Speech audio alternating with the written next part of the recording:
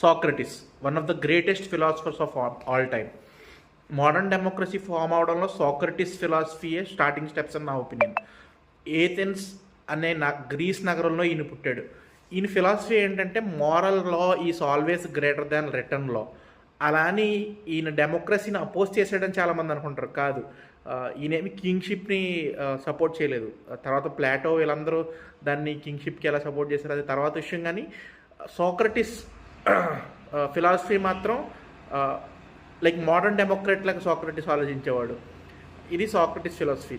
తర్వాత ఇదంతా అప్పుడు ఏథెన్స్ నగరంలో ఉన్న డెమోక్రేట్స్కి నచ్చలేదు. సో వాళ్ళ రూలింగ్ పోతుంది. అంటే పీపుల్ థింక్ చేయడం స్టార్ట్ చేశారు ఈ సోక్రటిస్ ప్రీచింగ్స్ వల్ల. సో ఆయన్ని విషం తాగించి చంపేయాలని వాళ్ళు ఆర్డర్ వేశారు అప్పుడు. సో ఆయన జైల్లో పెట్టారు. జైల్లో పెట్టాక కూడా సోక్రటిస్ ఏమీ ఆలోచించడం మానలేదు. అప్పుడు కూడా అతని లైఫ్ గోల్ ఏంటి, అసలు అతను ఎందుకు పుట్టాడని ఆలోచించడంలోనే సోక్రటిస్ బతికాడు.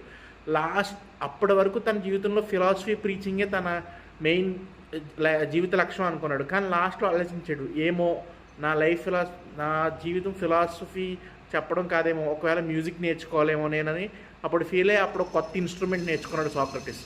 సో దీన్ని బట్టి ఏమర్థమైందంటే ఒక్క సెకండ్ కూడా మనం వేస్ట్ చేయకూడదని మనం అర్థం చేసుకోవచ్చు. ప్రతి సెకండ్ ఏదో కొత్తది నేర్చుకో.